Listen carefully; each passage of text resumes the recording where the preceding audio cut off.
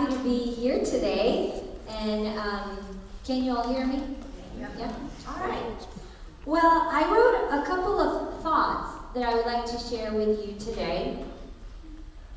First of all, I'm just so happy that we have a full house today. I am just so amazed of you all being here. So thank you for being here. And I'm going to stand and I'm going to walk also. Bienvenidos. Welcome. I'm really happy to be here today and be part of this discussion that is certainly making history in the McLean County. When I first heard about this research project, I knew I wanted to be part of it somehow. Sal, Maura knows about this. So I'd like to thank the museum, Greg, for having me today as the panel moderator. Tell me your story. How did you come here? Why have you stayed? What has your experience been like? Did you like it? Those were the questions I asked my guests in the Spanish radio show to document their oral history and document the stories of different waves of Latino immigrants and their advocates. This community has become more and more diverse in the few years that I've lived here, and I'm very proud to say today that I consider myself from Bloomington. To document the history of Latino immigration in McLean County is to recognize its existence and to acknowledge its contributions. I hope that today's discussion brings a better understanding, appreciation, and community building amongst the many cultures here in the McLean County. I would like to acknowledge our corporate sponsor, Country Financial, and support from Illinois State University's Latin American and Latino Studies program directed by Dr. Maura Toro-Morn, which is one of our panelists. Today's panelists are Sal Valadez, MA Project Lead Researcher. He will provide some preliminary comments that actually I am going to provide those preliminary comments. I'm going to be talking a lot. I hope you like it. He will provide a summary of research and oral histories related to the project. Segobiano, McLean County Board member. He's a descendant of the early Mexican arrivals in the county and will share his thoughts on growing up in Bloomington. Thank you, Paul. Mark Wyman, PhD, Professor Emeritus History at Illinois State University, will discuss the early history and background of Mexican migration into the U.S., the early beginnings in railroad work, then in agriculture and mining, and share thoughts about how Mexicans reached Illinois. Maura Toro-Morn, PhD, Director, Latino Studies Program, ISU. She will discuss ISU Latino Studies Program's present and future involvement in the project. She will also share her perspectives on what it means to be Hispanic Latino. Before we begin, I want to share how today's discussion will be structured, okay? Each panelist will have 15 minutes to present. Afterwards, we will have a 15 to 20-minute question and answer session, followed by closing comments by Greg Cruz. So if you have any questions while they present, it would be wonderful if you just write them down, okay?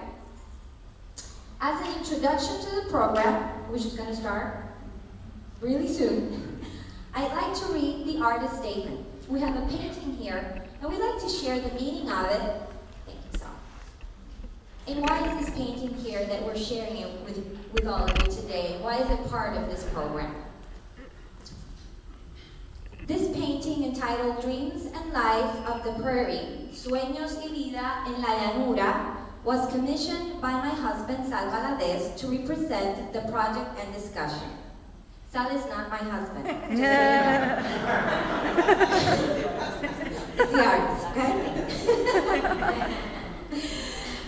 Sal told me of images he had in mind, what he envisioned the piece to portray, and then trusted I would use my talents as a painter and my experience as a member of my Mexican family to tell a story through art. I took the information Sal offered into consideration, as well as memories of his father and mother telling their story of how they came to the United States, and the many stories I have heard from others who came here for a better life. The sky with the sun setting and twilight approaching is representative of dreams, dreams of better things to come, dreams that family will be reunited. The train represents those that worked for the railroads. The corn is a familiar and important image of both McLean County and Mexico. The man, a worker, is seen with a photo of families in his pocket. Family he hopes can join him soon. I wanted to show only half of his face, but I could not articulate why. Dr. Maura Toro-Morn did that for me when she first viewed the work. It is allegorical. Many who came here left part of themselves and their lives behind. Maura gave me the words for what I, as an artist, tried to project, but did not have the personal experience to say. It was an extreme honor to be asked to do this piece for my husband and for the museum's Latino History Project to use the image. Rebecca Beck, Hawkins Valadez. Thank you, Rebecca. Where are you?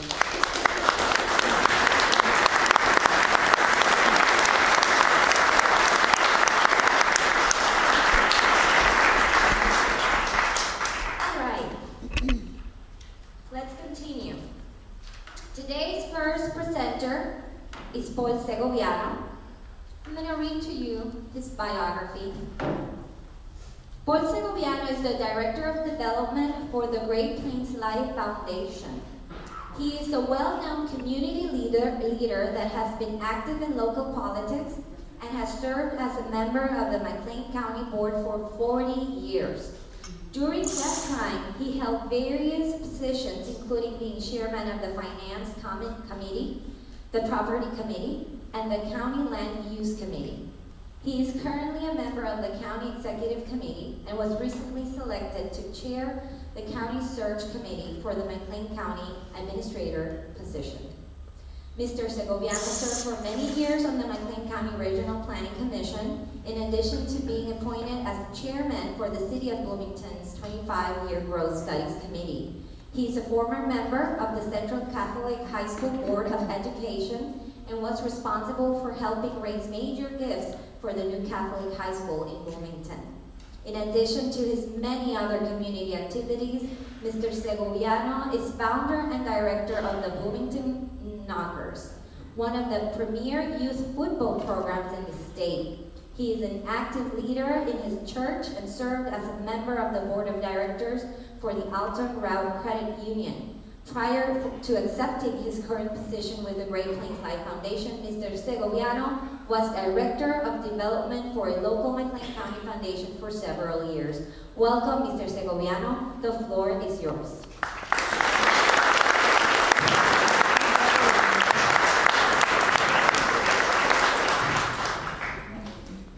Thank you for that introduction. And I want to thank the panel for this has been a long time coming. And I tell you what, it does be good if you look, to the far left, that handsome young man there is my father. He came here as an 11-year-old boy, all by himself from New Mexico. Today we call, homeschool. That's exactly what my father did. 11 years old with nothing but a third-grade education, and he homeschooled himself. He knew the importance of education, and consequently he made sure that each and every one of us kids received an education. And in turn, we did the same thing for our 5 children. Not only can I point with pride to my father there, but I also can point with pride to a very lovely young lady here today, happen to be my oldest daughter, and Paula, so good to see you and Mike here. Stand up and take a bow, Paula.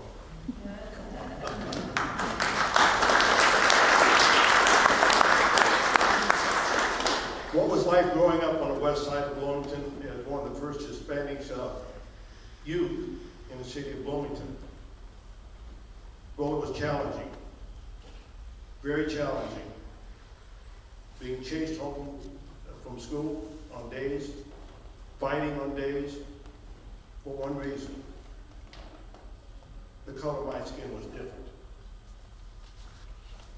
And the names that probably some of you have never heard of, being called WAP, pepper belly, and the N-word. And we endured that, my brothers and my sisters.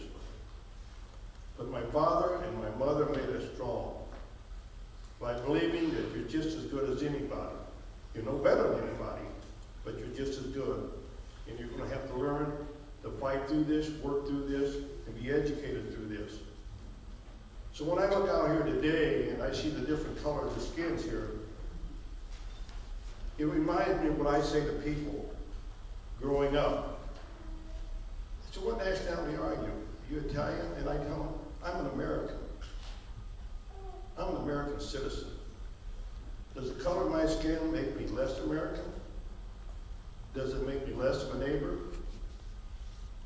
Does it make me less of a person? Everyone in this room today, regardless of whether you're Caucasian, African American, a Latino, you belong here. You belong in America. Just like my father came here and told us, each one of us kids, you belong here. You just have to work to prove that you're an American citizen. You're going to be educated here, and you're going to give back. You cannot accept without giving back. And I've tried to do that all my life. Bloomington has been very good. This room here brings back fond memories to me. When I decided to run for the county board, I just felt that those candidates at that time did not represent the well-being or the best interest of the 40 acres where I've lived all my life. And my wife said, if you feel that way, run. And there was a long-time county board member, and they've been very established here in McLean County in politics. Mr. Yoder, when I came on his board, looked at me, he said, that little Mexican boy needs some help. And he helped me. And he brought me up to where I am today. I sit on the executive committee, and I'm very proud of that. When I mentioned my daughter a moment ago, 5 kids. I was born and raised in the 40 acres of Bloomington Normal, and I raised my 5 kids there. They were all educated there at Sheridan School, St. Pat's, Trinity High School. We call it God's land out there. Because today you hear the word called diversity, and everybody thought, well, this is what it means. Well, when I was growing up as a child on the west side of Bloomington, we didn't know that word. We never used it. There was a Hispanic family, our Mexican family in one corner. Across the street was the Germans. Next to them was the Irish. Then there was the Hungarians. Around the corner was the African Americans. It was a melting pot. And you know what we did as kids? We played together. We were friends. We didn't know there was any difference. I often tell people, the only difference I ever knew about even being poor was the first time I ever crossed Locust Street. And I thought, wow, what's this over here? Well, you soon learned there was a difference. And believe it or not, there still is a difference today. And that's what we need to do with our children. Teach them to work through that. Teach them what my father taught me. You're no better, but you're just as good. And I think it's very incumbent on us as parents, to educate our kids, teach them discipline and respect, let them walk the street with every other kid in town, sit in the same classroom with every kid in town, with the same opportunity to become a better citizen. But it starts at home.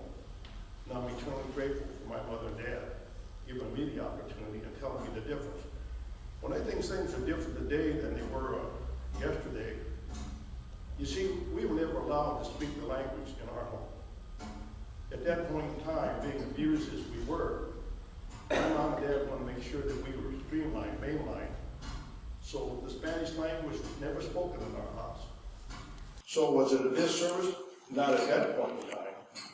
This point in time, instead of just speaking Spanish all the time, we need to teach our kids to speak English, and we need to speak English at home.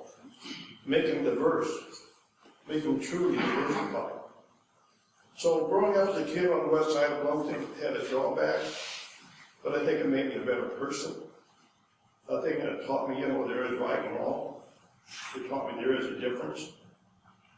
You can be different if you want to be different, but you can also rise above that and be on a level playing field with those you come in contact with, those you shake hands with, those you go to church with, those you play with, those you visit with. I want to repeat one more time. My father and mother said, you're no better than anybody else, but you're just as good. And that's the way we need to raise our kids. Thank you very much.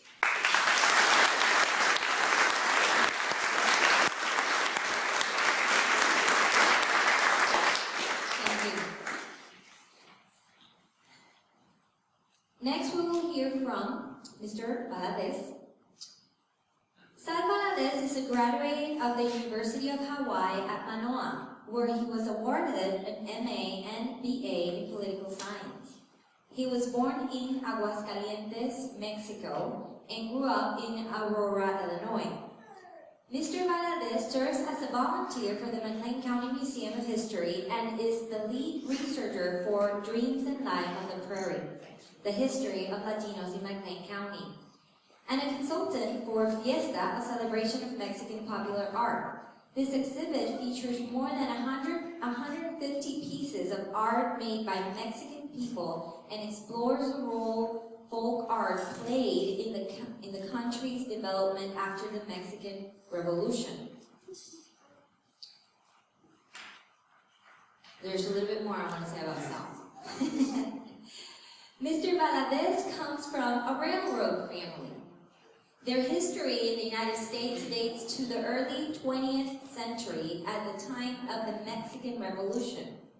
The story of Valadez Perez's family and their time living in the Mexican boxcar community at the Chicago, Burlington, and Quincy Railroad's Eola Yard is documented in the Journal of the Illinois Historical Society's publication, Mexican Immigrants in Illinois History, Across Generations and Borders. Mr. Valadez's great-grandfather was a telegraph operator and station master for the Nacionales de Mexico Railroad. I want to say Mexico. In 1940, his father and grandfather were contracted as workers for the Southern Pacific Railroad in Southern California. As a child in Mexico in the early 1950s, Mr. Valadez remembers living with his mother and brother in a boxcar with his great-grandparents out in a remote area of San Luis Potosí, Mexico. Later in the 1950s, the Valadez Perez family arranged work for Mr. Valadez's father with the Chicago, Burlington, and Quincy Railroad in Aurora, Illinois. In 1955, Mr. Valadez's father, Salvador Sr., arranged for his wife Margarita and their sons Sal and Jorge to join him in Aurora, Illinois. Mr. Valadez's father retired in the early 1980s from the Chicago, Burlington, Quincy Railroad as a diesel mechanic. Currently, Mr. Valadez and his wife Rebecca live in Bloomington, Illinois. The floor is yours.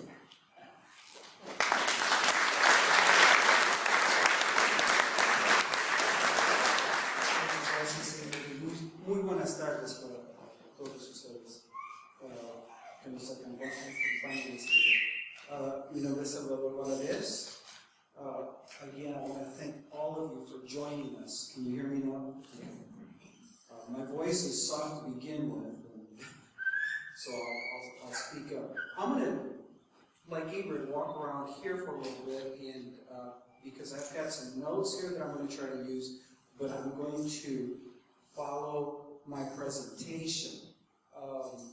It's a great honor to be here with my fellow panelists, and before I begin my presentation, I want to thank the museum staff and the board of directors for their support, for your attendance here, and for those families that I interviewed recently.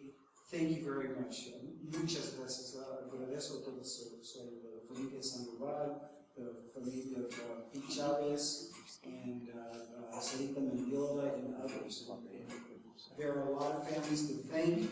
I hope you will all continue to be interested in this project and participate and give us your stories. This is what it's all about. Okay, so quick project overview. It's a story of a journey. It's a story of a journey of people that we call Latinos. So who are we? Why did they come here? How did they get here? Where did they work? And what did they contribute? So far, the research of the historical records is beginning. So we've been looking at census and immigration records, newspaper articles, photographs, births, marriage certificates, military records, etc. Maura Toro-Morn and the Illinois State University Latino Studies program is taking the charge on the oral histories, and she'll talk about that later. So the telling of the story, what do we want to get out of this? What we want to do is inspire other people to do more research, maybe on the academic side, students do their masters or dissertations on the research that we're doing. And of course, this is a long-term commitment. Today is basically day one of this project. So this is a multi-year commitment, and so research and publication materials will happen as appropriate. The people that we know as Latinos today, this day and age, began arriving in McLean County in the 1870s. The first arrivals were people of Portuguese and Spanish descent.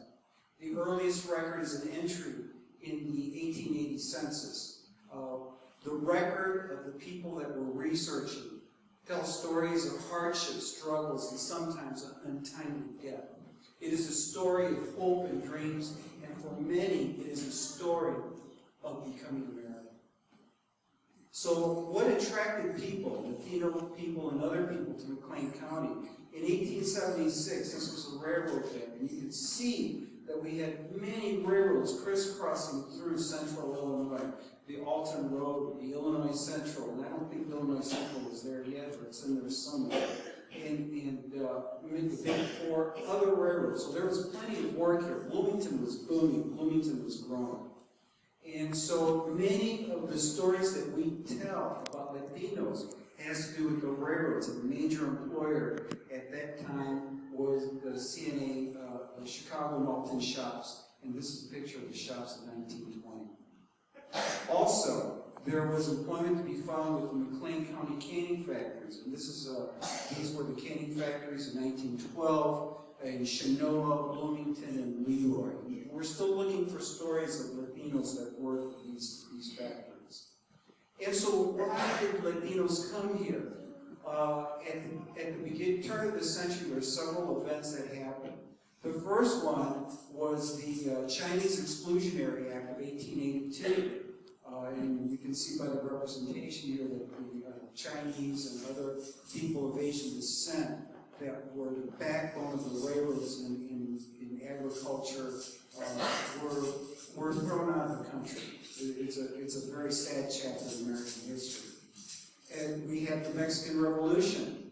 And as you can see, women played a big role in the Mexican Revolution. And why did they leave? Well, this picture represents some of the horrors, some of the abuses that happened during the revolution. And this is an execution by the dreaded Jurados, the enforcers of the president of the Mexican Republic, Porfirio. And then we had World War II and the Bracero program. The Bracero program began in 1942 and 1964, and on the left, the poster is very optimistic. Yes, Mexico, Latin America, and the United States worked together. The Bracero program was primarily for people from Mexico, but on the right you can see some of the abuses that happened during that period of time. And my father and my grandfather came through this program, and my father was very, our people, especially rural people, we're from peasant stock. We were from the country. We're very humble and we're very modest. And for my father and my grandfather to come through this, the spraying of the DDT at the border, it was very humiliating. And there are other stories that I've heard from people about the hardships that they tasked coming through to the United States. So it's a story about optimism, but it's also a story that has its hardships, hard times. So, what does the record tell us? And we begin here with a story about the U.S. railroad ties to Mexico. Now, the railroads, they were very important in the, especially the movement from Mexico to the United States. But we also have to look, what was the relationship? It was economic, it was labor, and as you can see from the first article on my left, on your left, the president in 1927, or 1907, the president of the Chicago and Alton Railroad resigned his position to assume the presidency of the Central de Mexico. And that was a railroad that ran from El Paso to Mexico City. And then, talking about labor, talking about work, in 1918, the shops here in the Chicago and Alton shops recruited Mexicans to come in to work, to break a strike at the Alton shops. And when the Mexicans got here and they learned there was a strike, they refused to work. And so they basically they left, and the company was forced to raise wages for their workers. And there were Mexican labor was very valued, and I won't read all of this, but paraphrase this, that they were very hard workers. In fact, they were valued because they would work when other people wouldn't. And they tell a story of at the bottom that the Mexican gangs worked during the unusually severe snow blockades on the Santa Fe and other western lines last winter. Although unaccustomed to cold and snow, they labored faithfully. Then more native gangs in opening the lines and frequently remaining on duty for more than 24 consecutive hours consecutively in extremely severe weather. They were hard workers. They were valued. Our labor, Latino labor, and Mexican labor has always been very valued as hard workers. This material will be available to people who want to read it in more detail. There was also death, untimely deaths, especially related to the railroads. And this is the case of Diaz, a railroad worker who died, who was decapitated. He was run over by a train and was reported in 1928 in the Pantograph. So, what are the preliminary findings of the U.S. Census data on McLean County? The preliminary survey of original U.S. Census forms from 1880 to 1940 indicates that there were Latinos, primarily people of Mexican origin, living in Bloomington, Normal, Towanda, Bellflower, and Chinook.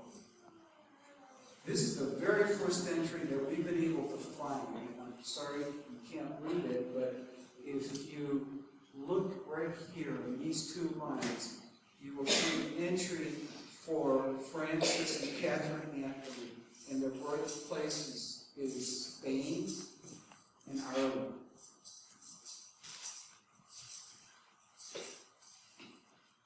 The mystery of the boxcar community in Dalton Railroad right of way. I think I mentioned it earlier. This is one of the mysteries that we're trying to solve. I mentioned it earlier to one of our guests over here.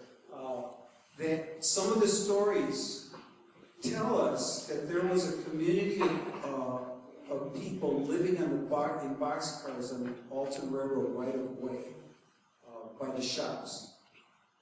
And I'll point this out to you, and if you read it real close, right here, it says the residents as the Alton Railroad right-of-way boxcars.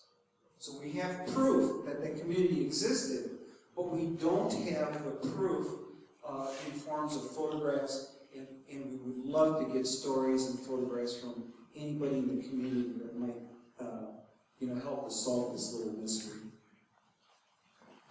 World War I, the records from the draft is another indication of the people that lived here.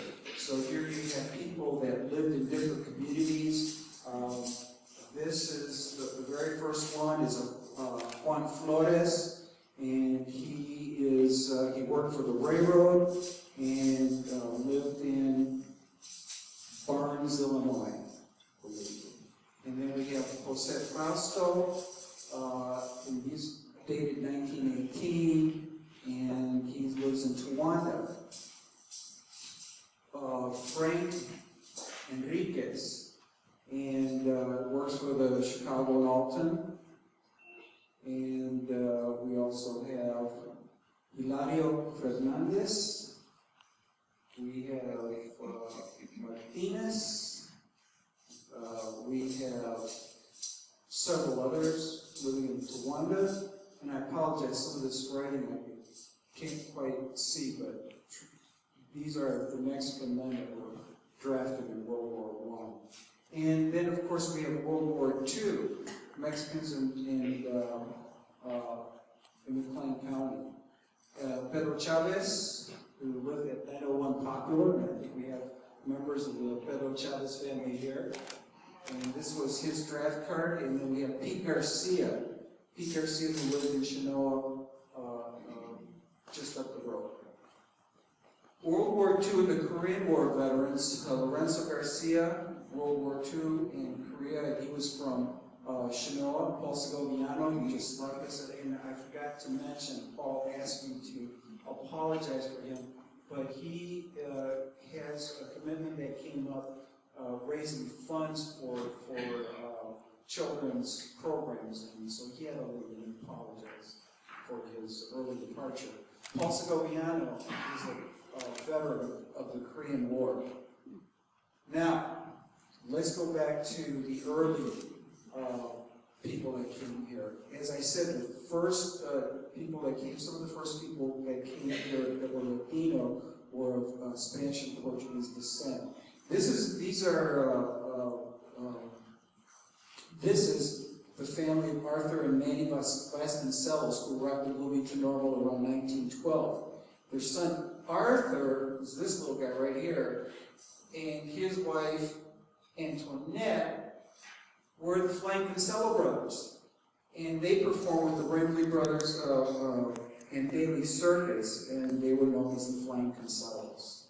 Arthur was quite a businessman, and he became the director of the circus. And there were other Latinos who participated in the circus, and one of them was, is it Miguel Cordero, Maura? Manuel Cordero, and his circus uniform is going to be on display here at the museum. And he's a native of Puerto Rico. Agapito P. Garcia and Felicia Flores Garcia settled in Chinoa, Illinois about 1915. And they're very interesting because as I get oral histories from people, it seems like Chinoa, for some people, was the first stop before coming to Bloomington.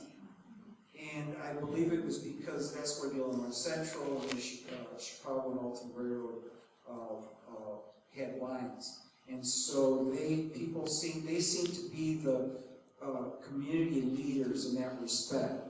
Lorenzo was born, passed away this past year, 2011, and his wife Presentacion passed away this past, just a few months ago.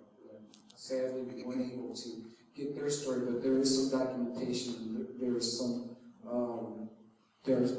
family that we can contact. But I want to point out Lorenzo. Lorenzo served our country in the U.S. Army during World War II and the Korean War. He was employed for more than 45 years by the Gulf Mobile and Ohio Railroad and later the Illinois Central Railroad, retiring in 1986. Pedro P. and Graciana Chavez. Pedro arrived in El Paso on foot in 1910, U.S. Certificate of Arrival. Pedro traveled a total of 2,000 miles from Moroleón, Guanajuato, Mexico to McLean County. And we have the descendants of Pedro and Pete and Graciana Chavez here. They're a huge part of the exhibit, and I'd like to say a few words about them because they have documented their history. I've got Mary Trinnell sent me their genealogy. We've got a multitude of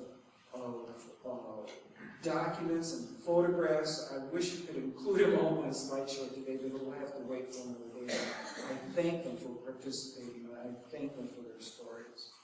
And this is a picture of Pedro Chavez. He was born in 1892 and died in 1950. And his wife, I believe they were married when she was 15, I believe. And this is her picture, Graciela Salazar Chavez.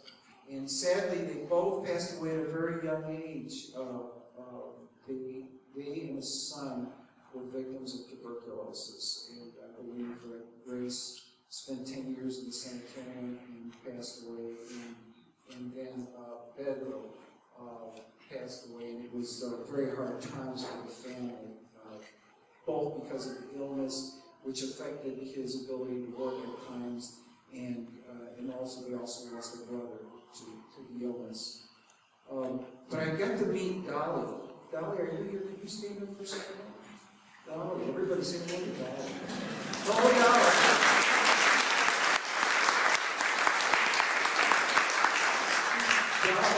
Dolores. And this is a picture of Dolores and her friend Dorothy Patterson, Segobiano, and baby Paul Wayne Harden.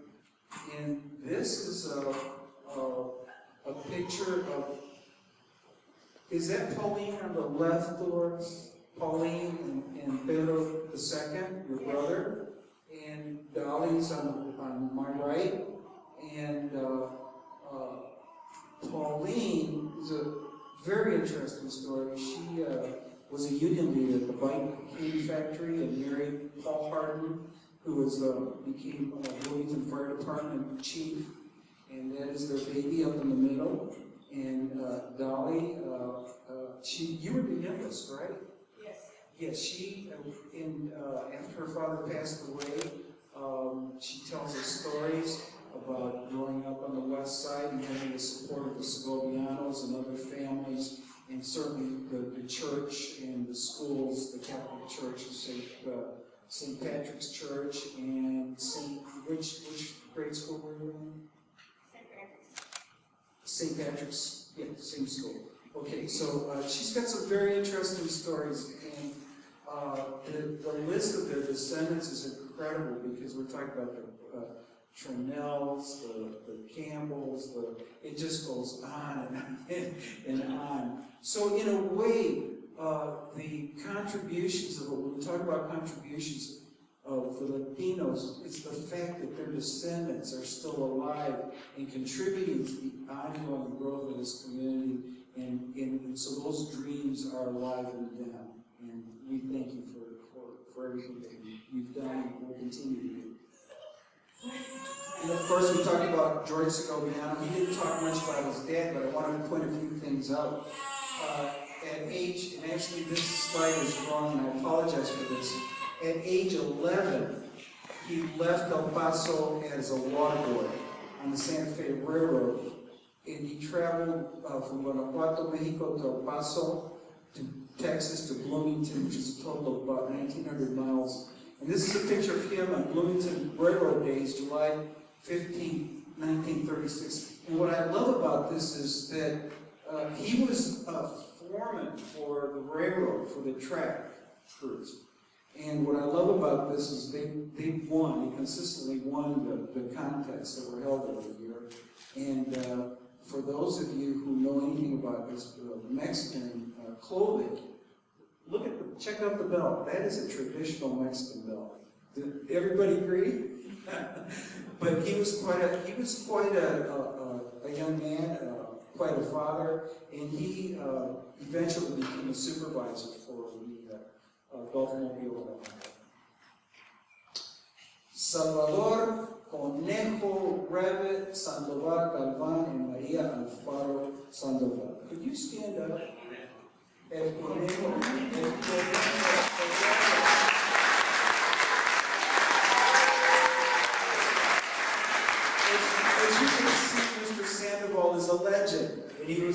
up and down the Gulf Mobile and Ohio tracks and the Southern Pacific, and I've enjoyed my time. This is a picture of him as a track worker, and he retired. When did you retire? Back in the 80s, right?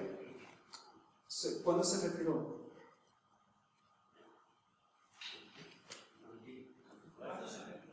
¿Cuándo se retiró? Not yet. 9 años. Okay. Okay. But anyway, he retired from the railroad, and he's got some wonderful stories. And I'm still trying to get more details about how they call him a rebel. And so we'll leave that for now. But anyway, he's very important in another respect. Is that we have in our collection about 40 of these books. These are form and timetables of a lot of Latino names in our archives, but we weren't able to we knew they were from the area, but we weren't able to confirm if they were actually in McLean County, Bloomington, and some of Conejo verified that these people were in fact working here and living here in this area. A few more slides. This is his family, wonderful family.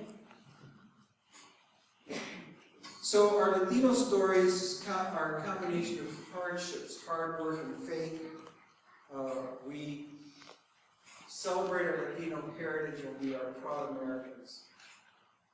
We love our family, our friends. We're very involved in the church, and St. Mary's and St. Patrick's played a big role with the Latino community in Bloomington. We celebrate life events. We value education. We're farming people. We'll get you right. We are full of optimism. The telling of Latino stories has just begun. And we thank you for your participation, for your attendance here, and we look forward to hearing more stories and sharing them with other people. Thank you very much.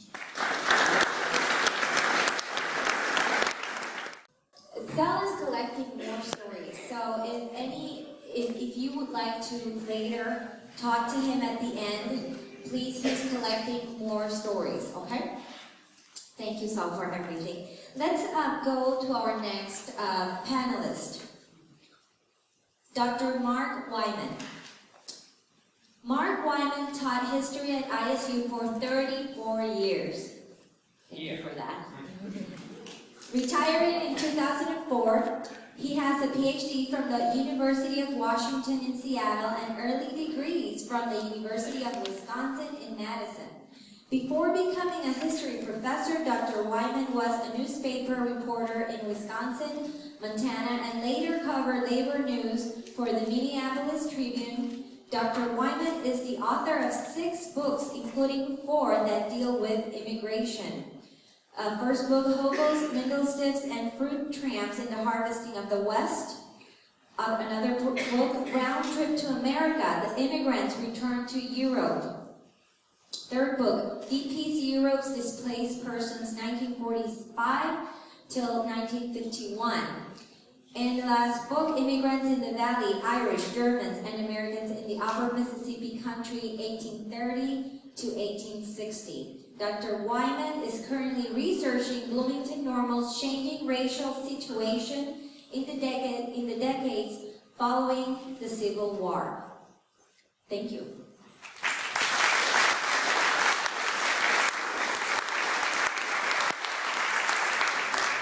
Thank you. Thanks to all of you for coming. I wanted to note something here that I think a lot of us who've lived here for some years are not aware of, how different this historical society is. The usual pattern for a local history society is to do things about the first families.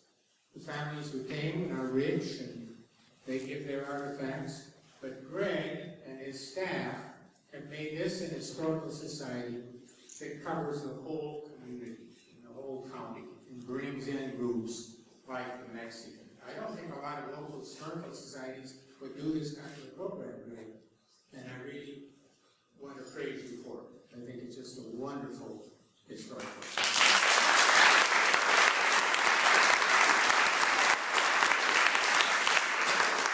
So I just want to point out a few major patterns here in Mexican immigration. One is that Mexican immigration is both very similar to other immigration streams, and yet quite different. And some of the unique factors, I think, are very obvious to you. When the United States took over the Southwest in the Mexican War of 1847, there were obviously a lot of Mexicans already in the country. And Mexico is adjacent. The Rio Grande is not much of a border. In fact, someone noted that for several years after 1900, for that 1,500-mile border between the U.S. and Mexico, there were 60 guards covering that territory. And the guards went after bandits. They weren't stopping migrant workers to any extent. But in many other ways, Mexican immigration is much like that from Europe, and China, and Japan. And then for most of these people coming, it was not to get to America, the home of the brave and the land of the free, but to get to America, the workplace. America, the workplace. They came here to work, to make money, and then many of them to go back home. In fact, from 1880 to 1930, it's pretty accurate, I think, that 1/3 of the European immigration permanently returned to Europe. 1/3 of that massive European immigration went back home. Now, large numbers of Mexicans, too, did. And in 1920, a member of the Fresno, California Chamber of Commerce said, my experience with a Mexican is that he's a homer. He's not a man that comes into this country for anything except for our dollars and our work. And the railroads, all of us, have been unsuccessful in keeping him here because he is a homer. Those who know the Mexican know that this is a fact. And like many of the Europeans and Chinese and even some of the Japanese, they were fleeing a battleground. With the 1870 Franco-Prussian War and then the Balkan Wars later, many Europeans were just getting out of continued wars. And with the 1910 Mexican Revolution, this became true for many Mexicans also. There are reports from the Red Cross as early as 1915 in Tampico. All the food was about exhausted in the whole area around Tampico. Several thousand in Monterey were kept alive only through relief supplies coming in. And at one time, they said 100,000 people in Mexico City were absolutely starving, and people began attacking the Chamber of Deputies in Mexico City. It was that bad. And as Sal has shown in his slides, there were executions, people were grabbed to be forcibly recruited into different rebel armies, and life was disrupted, and agricultural production, of course, fell off very sharply. So, in some ways, then, the Mexican immigration just fits in the pattern of other groups coming here. They're coming to make money, and they're also often trying to get away from things. Now, back in the early colonial era, Spain, when it created New Spain, Mexico and the wider area, established Mexico City as the central place, and it ran things tried to run pretty in a determined way out of Mexico City. And that meant these areas in the far north, and what is now the American Southwest, were kind of ignored. They were ignored administratively, and there was not a northern movement of massive population out of Mexico. In fact, when the U.S. took over after the Mexican War, one estimate is that there were about 80,000 people would be called Mexicans in the state in the American Southwest, and 3/4 of them were in what is now New Mexico. So there are Mexicans here, but it is not in this country, but it is not a massive number. However, right from the beginning then, there appeared what I call the pioneers, the individuals who go ahead beyond any massive movement. And that's, I think, what Sal was talking about. Some of these people that Sal mentioned, showed pictures of, I would call pioneers. They go up ahead, and we had a lot of those coming from Europe. So somebody from some distant area of Yugoslavia would make his way to Pittsburgh or something, and then write home, or maybe go back home and tell about the fabulous wages, and then others would start to come. That's why we have these patterns of immigration, where Chicago once, they said, had 29 little Italies, everyone from a specific little area of Italy. And this certainly has been true then with a lot of the Mexican immigration. The pioneer goes ahead and then goes back or sends word, and people from his family and his neighborhood start to come. Now, in Texas, especially in East Texas, which was really part of the Old South, blacks were the major labor force, especially in cotton. And there were black farmers too, not just working for other people. And after the Civil War, as cotton started to spread westward across Texas, blacks remained the major labor force. But this began to change then, as Mexicans began to move away from the border areas in Texas. And in 1891, there was a big movement to have a strike by black cotton pickers, because the wages in that horrible decade in American commodities, wages had been pushed way down. And some of the reports were that this strike isn't going to work. As someone wrote from Prairie, near San Antonio, a great deal of the cotton is being picked this season by Mexicans. And if the Negroes refuse to pick it, it's not far to the Rio Grande. And in Forestville, also near San Antonio. Very few Negroes are employed in picking cotton in this country anyway. Most of it being done by Mexicans and by families of the men who raise it. Many of the blacks at that point were starting to move north, and cotton remained for something that out of their past they were no longer interested in. And so Mexicans began to move up into American agriculture in large numbers. The other big change is something that I went into, and that's the railroad. Just as they were building railroads west in the United States, across the west, from 1869 on in the west. In Mexico, they were building railroads also. In Mexico's Sonora Railway reached Nogales, Arizona Territory in 1882. And others just kept reaching north too. It multiplied when the Mexican Central and the Mexican National arrived along points along the Texas border in 1905. Mexico had over 10,000 miles of railway track, and much of it heading up to the American border. Now, this brought an enormous change within Mexico, because it began hiring farmers off the land, and for many of them, they lived as subsistence farmers. That is, they raised the food they ate, or they bartered with it. But then here came the railroad, and this is really crucial. The railroad then would pay wages, a cash economy. It moved people into the cash economy that they had never known before. And for peasants, whether from Eastern Europe or Mexico, the change is just mind-boggling. You come where you're getting paid every Saturday for something you do. You don't have to wait a long time to see if you're going to have enough to eat. Now, the Mexican railroad men were soon complaining, though, that as they hired people off the farm and put them to work building rail lines, as soon as they got up in northern Mexico, they began to get stories of the wages north of the border.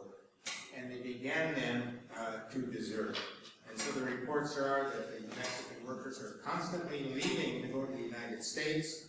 Pay was higher, and the National Railroad of Mexico reported one year they took 1,500 laborers to build railroad rails in northern Mexico, but within a year, practically all of them had crossed over into Texas. Now, before long then, in the American Southwest, Mexicans became the major group building the railroads. One trackmaster in southern Kansas called Mexicans better than the Greeks or Italians who'd been doing such work. They said, we send a man every spring down to the Rio Grande to get our men for summer. A Texas railroad official said, Mexicans are replacing the Italians and Negroes. They suit us better than any other immigrant labor we can get. Now, in addition to railroad construction, Mexicans began going into mining jobs in the Southwest, as well as increasingly into harvesting work, especially in California. So large numbers are especially in the copper mines. But here again, something that is characteristic of American labor ever since, I guess, but especially in that era, extreme mobility. People work one place for 3 weeks, they jump to another job, and then to somewhere else. And this becomes characteristics of Mexicans. Many Mexicans who were interviewed in a study done in 1926 and 1927 described leaving their farms, going to railroad work, and then shifting across the border into the U.S., and then going back and forth and into mining, agriculture, and others. Paul Taylor of Berkeley did a series of studies on this in the 1920s and 1930s. And he gave documents, many cases showing this. Let me tell a couple of them. One Mexican cotton picker told him he arrived from Mexico in 1890, worked with cattle, then on the railroad, then worked in coal mines in the Indian Territory, that became Oklahoma, and then worked in Texas before moving to St. Louis and Pennsylvania. Another told Taylor he started with the railroad in California, went to the coal mines in Gallup, New Mexico, worked in sugar beets in Greeley, Colorado, then on the railroad in Pennsylvania, and later was employed in the docks as a New York City stevedore. So just think of it, a lot of this is very, very typical. Others went to Alaska, worked in the salmon factories. So, and of course, many came to McLean County itself, as mentioned. So this is a migration that is really all over the map very soon, ahead of what we would call the mass migration. Now, a really crucial period came in the First World War. As the war clouds began to form in Europe, and the Americans began to say, we don't want to get drawn into this war. So Congress, in early 1917, to keep the Europeans out, passed a law that anyone coming in the United States over age 16 had to be literate, and you had to pay $8, and you couldn't have been employed by an American employer before you came. Well, this was aimed at Europe, and it's kind of a crazy idea to keep the European war out. And they didn't aim it at Mexicans, but right away the employers in the Southwest saw it coming.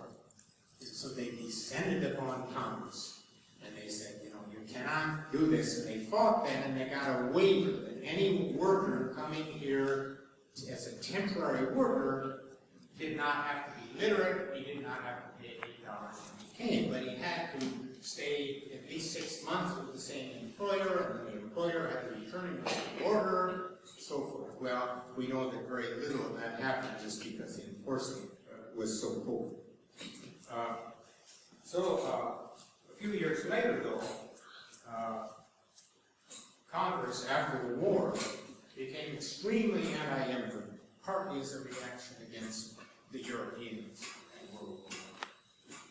And so in 1924, Congress passed the quota act, giving each country a quota. So many Germans can come, so many Italians can come. There's 3,000 Italians. A few years before, 300,000 Italians would be countries. So every country was given a quota, but they didn't do it for countries in the Western Hemisphere. But in the discussion, the growers in the Southwest panicked, because there were some people in Congress saying, we really got to put a quota on those Mexicans too. And so again, the growers, the mine owners, the railroad people descended upon Congress. And they said, you're going to have real trouble. The head of the Texas Rural Landowners Association said, we're prepared to say that this year's cotton crop will not be produced unless we can secure from 20,000 to 25,000 Mexicans.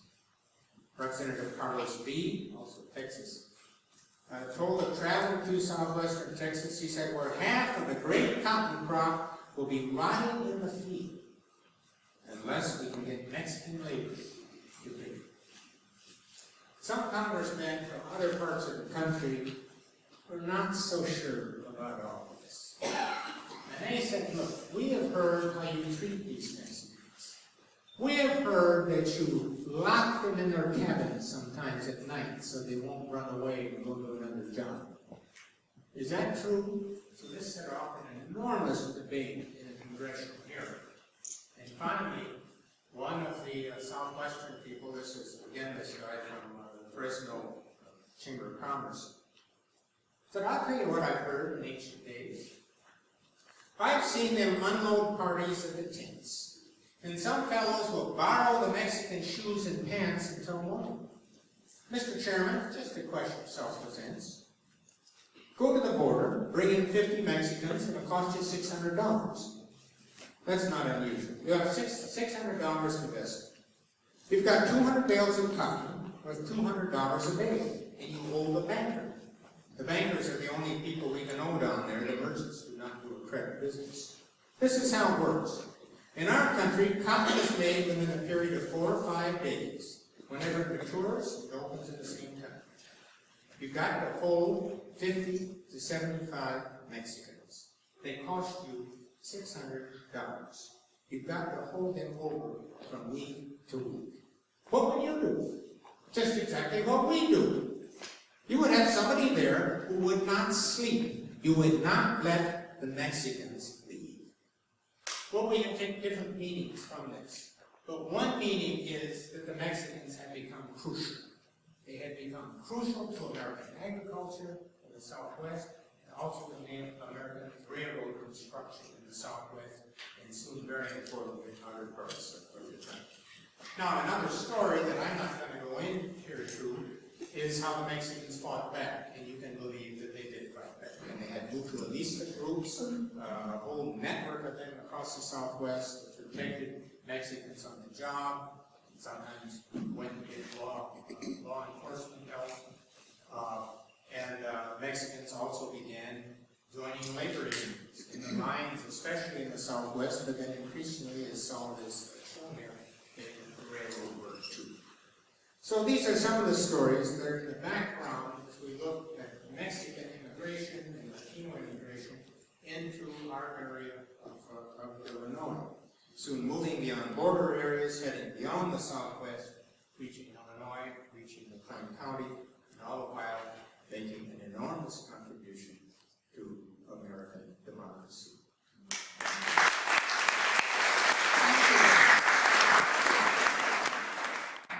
Now you can stretch a little bit. We have one more panelist, Dr. Maura Toro-Morn. Maura defines herself as a child of the Americas, borrowing the title of Aurora Ledes Morales' famous poem. Dr. Toro-Morn was born and raised in Puerto Rico, but has lived a significant part of her life in central Illinois. She joined the faculty of the Department of Sociology and Anthropology in the early 1990s. As an immigrant woman, Dr. Toro-Morn has always been curious about why and how people move and the consequences of their movements. Thus, she has devoted a significant part of her career studying immigration.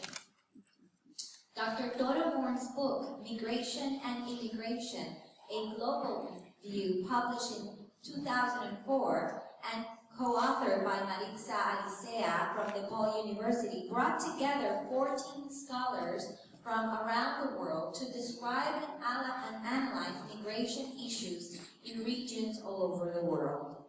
Her most recent edited book, a collaboration with 3 colleagues peppered throughout the country, entitled Immigrant Women in the Neoliberal Age, will be published next year. Congratulations for that.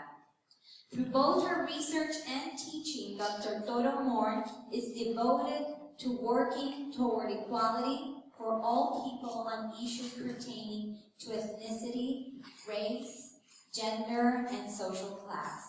This commitment was recognized in 1998 when Dr. Toro-Morn was awarded the David Strand Diversity Award. Currently, Dr. Toro-Morn is the director of the Latin American and Latino Studies program in Illinois State University. In addition, Dr. Toro-Morn regularly teaches courses for Women's Studies program, and most recently for the Latin American and Latino Studies program. Welcome.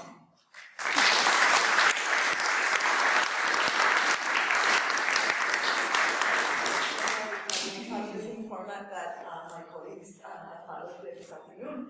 But before, I have my notes separate all over the place because I've been taking notes and developing a new wave of comments in light of some of the issues articulated here this afternoon. But first, I think it's very important to recognize the work of Red Cruz and the McLean County History Museum for sort of beginning the process of sort of guiding us through this amazing collaboration. This has been a pleasure for me to be part of this project, and I now understand Dr. Wyman shed some light on sort of why this and at this point, and so I find that very intriguing.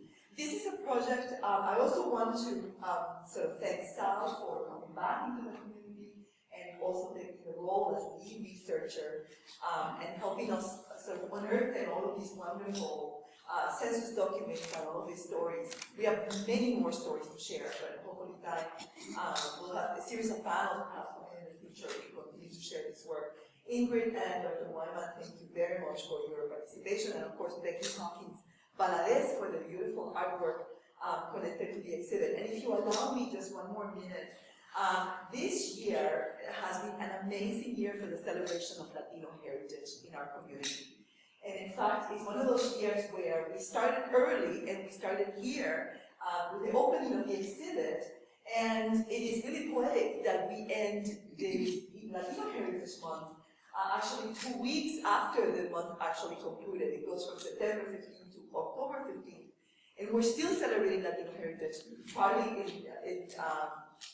as a consequence of the wonderful collaborations that we've had with the museum. So this has been an outstanding year for the celebration of Latino Heritage Month, and it is really poetic that we're finishing this way, and that we're finishing in a local way, because in many ways, Latino heritage is about celebrating our contributions, and it's about understanding how integral we are to the making of community, and this is certainly the case today. This is a project that connects in very significant ways to the field of Latino studies.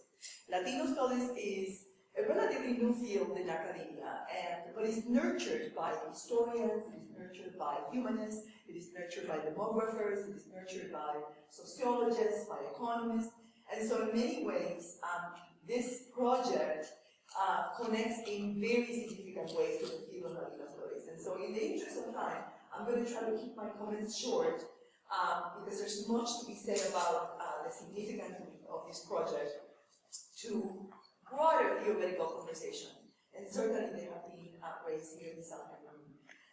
Latino Studies is interested in labor issues, and clearly labor is a central category of this project.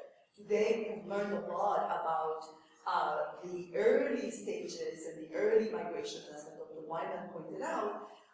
The migration of Latinos is in many ways similar and different from the patterns of migration that we have come to know in this country.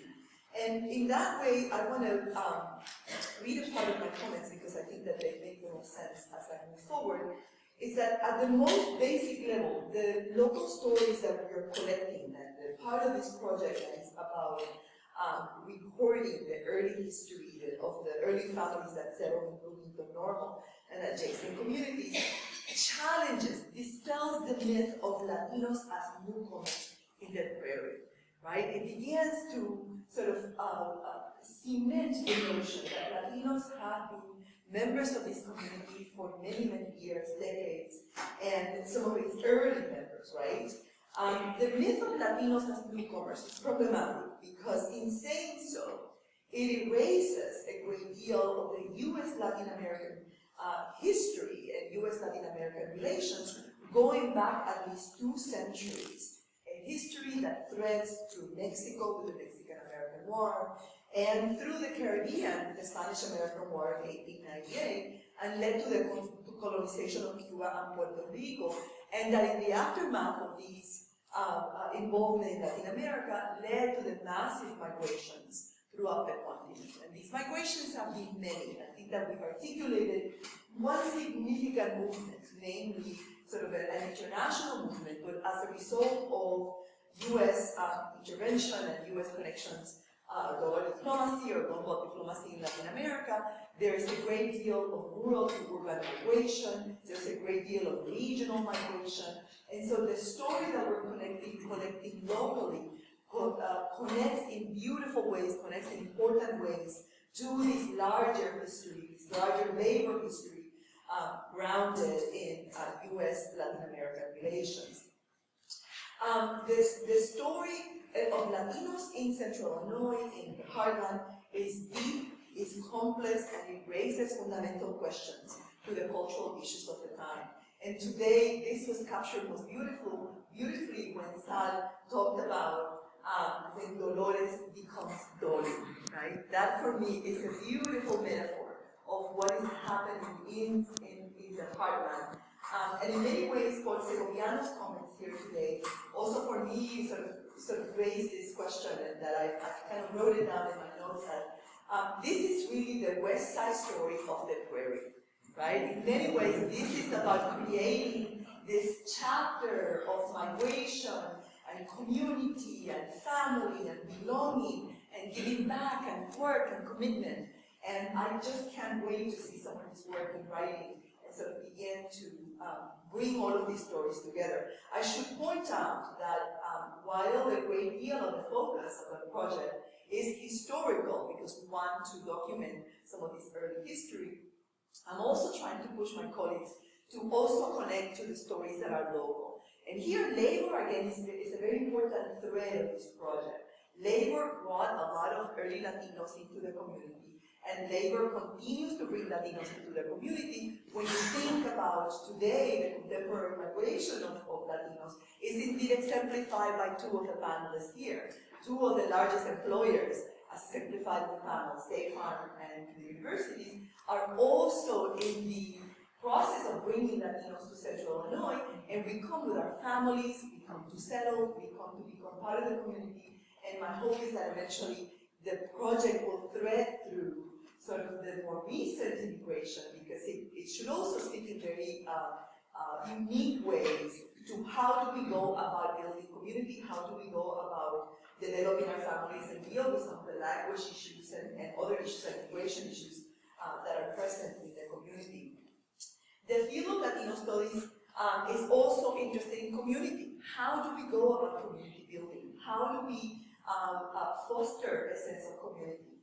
And it is also interested in family. I think that one of the issues that, as a woman, has always interested me is to understand the work that women do on behalf of our families. I think that in the Latino community, family is very important, religion is very important, community is very important, and giving back to the community is very important. And so this project speaks to all of those values in profound ways. And I think, as Dr. Wyman pointed out, this is a local project that speaks to larger issues in very significant ways. It speaks about how do we build community in the heartland, and how do we connect to larger immigration issues, and certainly border issues, right? When you think about migration between the US and Mexico as this fluid process where sort of Mexicans in many ways were exempted from a lot of the immigration requirements that other groups were forced to undergo, and today, yet again, we find ourselves visiting many of these problems through the border enforcement and militarization that is taking place across the US-Mexico border. In many ways, a lot of the early immigrants that walked here, today we can find stories of some of the current members of our community that also have walked here from Central America and other parts of Latin America. Our community connects to Latin America in the past and the present in very important ways. And here I want to perhaps use one of its most famous members, Maestro Roque Cordero. He's a musician that it is known throughout Latin America, and all of the history books that are written, or music books that are written in Latin America, always include a chapter of Maestro Roque Cordero. Maestro Roque Cordero was a musician that came here and lived a great deal of his life here in Central Illinois, raised his family, and today is a giant of classical music in the hemisphere, and so he connects our community in very specific and profound ways. And so in the interest of time, I'm going to close my comments for the time being, and then of course we could open it up for Q&A. All right, thank you.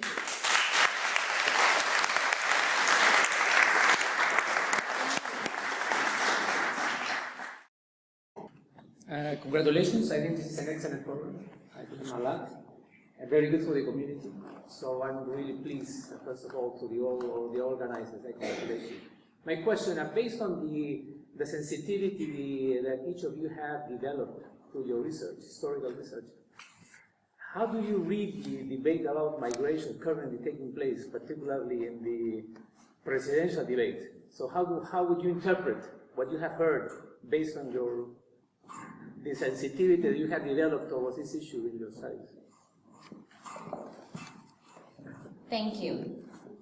Who would like to? We all want As well. Oh, this one works even better. Well, I'm always surprised, I'll have to say. The same issues keep coming again and again.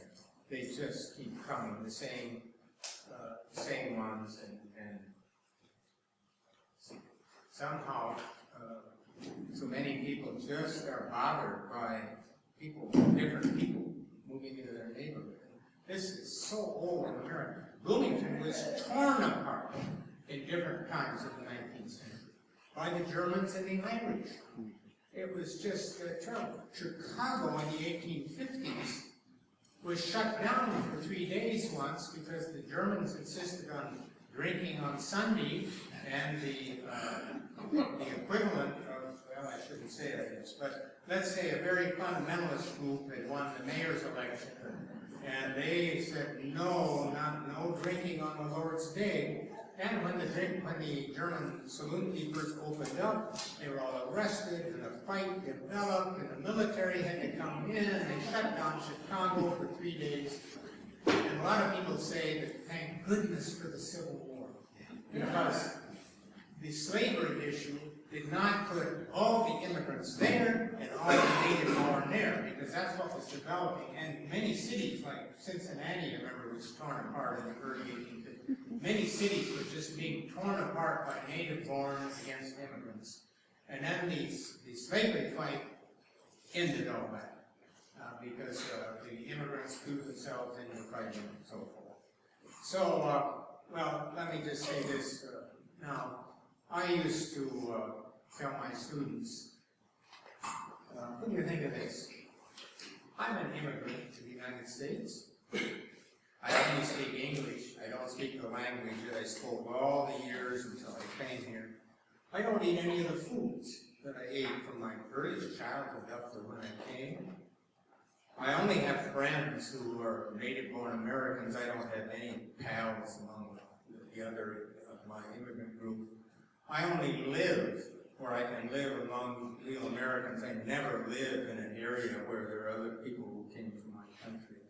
And I could go on, and then I would say to the students, you know, there's never been such a person in the history of the world. When you go to a new area, of course you cling to things out of your past. And so many Americans just forget that today. It kind of bothers me, and yet as I look back through history, I'm afraid we've always had that. Oh, yes, thank you. I got two. Latino with power. No, I agree with Mark. And you know, his insights are right on, and Maura's comments are very insightful. But the fact of the matter is that we're here to stay. This is our home. I am proud to be of Mexican descent. Me siento orgulloso de ser mexicano, pero soy ciudadano de los Estados Unidos. I am proud to be Mexican. I am proud to be a United States citizen. I'm a veteran. I went to school here. My home, this is my home. But that does not make me any less, feel any less about being Latino, about being Mexicano. And we contribute to the community. And I'm always struck by, you know, especially when I interviewed the descendants of Dolly, or Pete and Grace Chavez. I mean, how do you tell who's Latino? Here are your Latinos. Here's their last names: Glasscock, Skelton, Hardman, Woosley, Prather, Wagner, Roberts, Brown.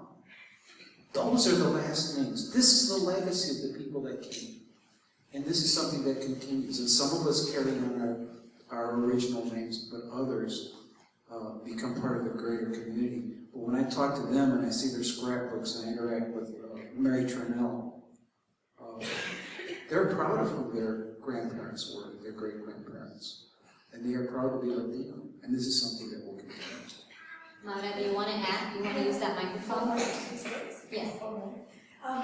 In many ways, the current climate of immigration, the current national conversation, is in many ways paradoxical. I find it paradoxical because it is happening at a time in which we have the greatest economic integration in the hemisphere. And this happened in the auspices of NAFTA, CAFTA, and a number of other economic trade agreements that are happening between the US and Latin America, that in many ways is the continuity of these US-Latin American relations. But underlying this paradox, I think that there's a lot of anxiety about Latinos.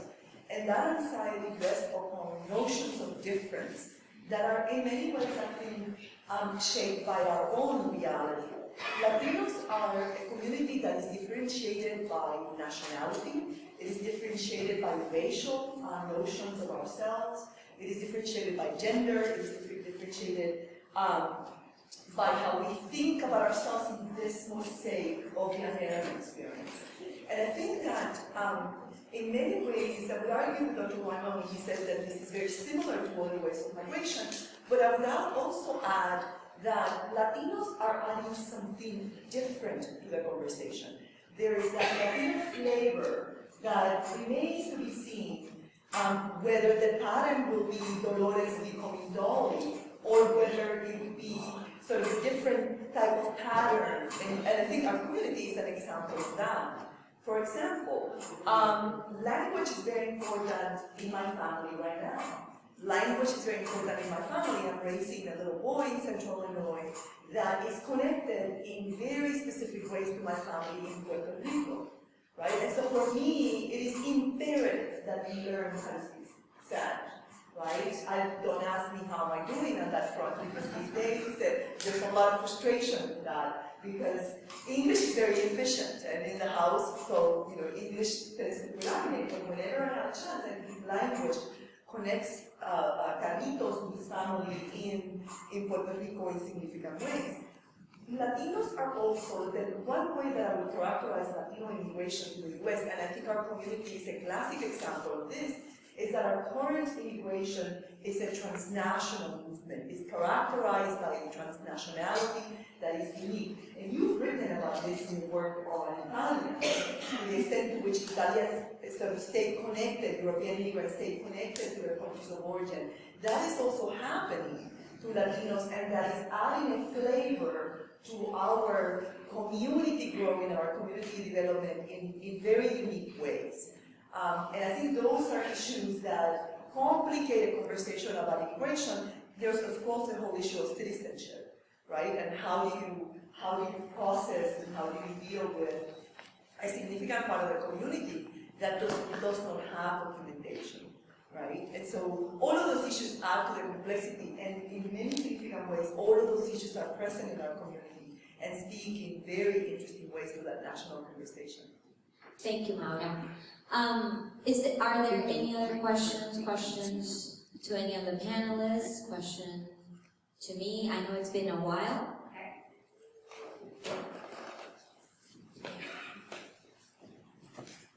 I say God bless the values that you bring to our country of family, faith, and community.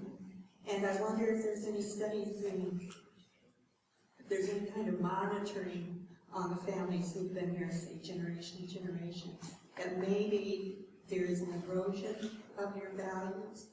Or is there some kind of protection within your Latino communities that provides for generations to come for these values? No, definitely. I think, and I wish that Segobiano was here because he could speak about sort of his family and sort of growing up. There is some work. I think that again is this notion of sort of how do you maintain family practices that come from Latin America that are so dear to sort of who you are, but also how do you accommodate the practices. Right? And so I think that Latino families, like a lot of working class families and middle class families, find ourselves in that middle space trying to sort of negotiate, what are the values that we use to raise our children, issues of language. The research tends to be sort of all over the place, in that there is a lot of continuity in terms of traditionality, of language, of religion. I think religion is something that grounds Latinos in very specific ways. And that is something that grounds our community in very specific ways here locally as well. And so I don't see it as an erosion, but I see it more as a way in which Latino families are learning to adapt and are learning to develop new patterns that allows us to bring sort of elements of both cultures. I think Latinos, we come from parts of the world in which we have been quite adept at putting things together. If we think about our history and sort of what does it mean to be Latino, right? We have a little bit of Spain and Portugal and indigeneity as well as African culture. And so we have this ability to kind of bring some new totality out of many different threads.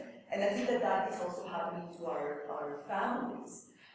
Families that are working class and working poor are facing those issues in addition to the economic issues that they're facing, and that threatens and that brings a complexity to that process in a way that many books have been written about that. But religion, I think, is an important grounding, and I know Sal has thoughts. Well, the thing about it is, too, and I agree with everything Maura says, you have to look at Latinos that were not one person. I mean, look at me. I walk up and people think I'm Filipino or Hawaiian, but this is my indigenous. What you see is my indigenous and my European heritage. And I don't know. I talk to my mom, we may have a little black, we may have a little Jewish. The thing about Latino is a very complex. It's not one definition. It's a collection of lots of different cultures, different languages even, but the one, we have some commonalities. I mean, we are Muslim, we're Jews, we're Christian, we're animists, we're people that worship trees. I mean, we're Native Americans, we're black, we're yellow, we have Oriental Latinos, we're inclusive. So if any of you who do not feel when you walk in that you're Latino and would like to be Latino, welcome to the club. The more the merrier. We've seen the politics, so come over to this side. The other thing is, when you walk on college campuses, and this is what invigorates me,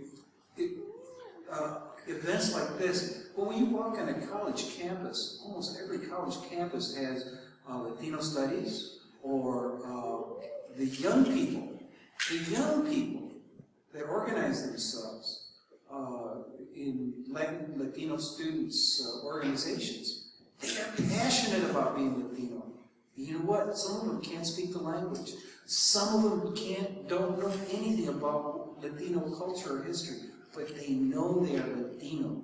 They know they're Mexican. They know they're Puerto Rican, and they want to learn more. And there's a lot of that that's going on in our colleges and universities. So that is a positive thing. Thank you. Are there any? Yes? Thank you. Just want to share, what a great question, the erosion idea. Of course there's erosion. I think Dolores becoming Dolly is erosion.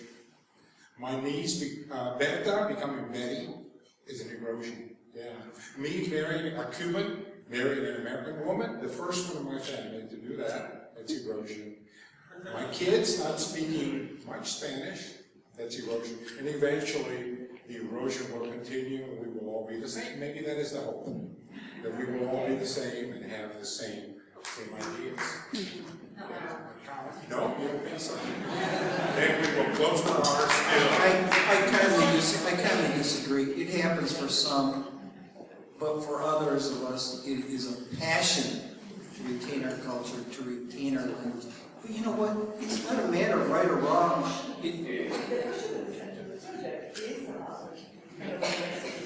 Yes. So yes, sometimes the erosion you described happens, but on the other hand, there are those of us who retain our culture, retain our language. So it's a bit. I'm not saying you're wrong. I'm not saying you're right. I'm just saying it's a reality that is different for everyone based on their individual choice, and that's the beauty about living in this land, is that you can express that choice.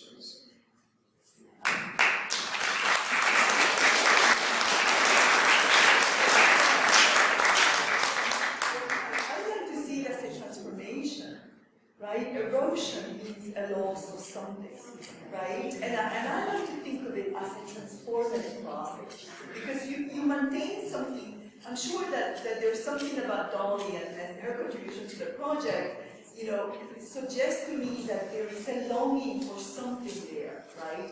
That in the transformation that we all undergo as becoming part of this Nuestra América project, that something remains, right? And sometimes it can be lost, but sometimes efforts like this is an effort to rescue it and keep it as part of the culture. So I see it as a transformative process, not necessarily as an erosion.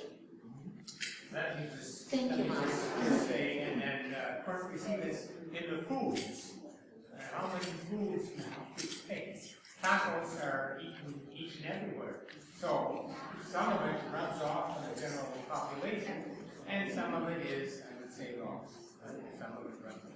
And from my experience, I can say that I don't feel that there is any erosion in me. I actually feel empowered by being able to choose what I want from the American culture and to keep what I want from my Puerto Rican culture. And the more I know of my culture and the more I know of the American culture and I choose, the more empowered I feel and the more liberated I feel, because I am who I am. And I have many things. And that in itself is, I think, what we all need to do, to be okay with who we are and where our families came from. That's why history is so important. That's why it's so important to be here today, to document it and to be okay to talk about it. The one that was in the 1800s and the one that is now, so that we can build a better future for the ones that are coming next. Okay?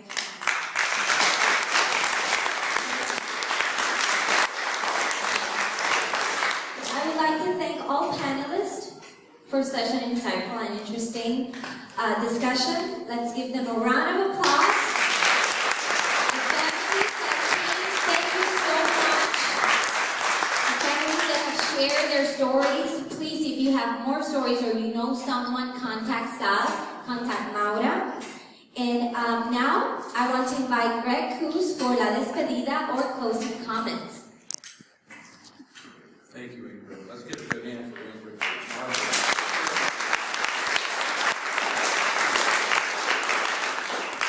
We must remember our stories. We have long stories to tell. And if we do not tell those stories, we will regret that which we lose.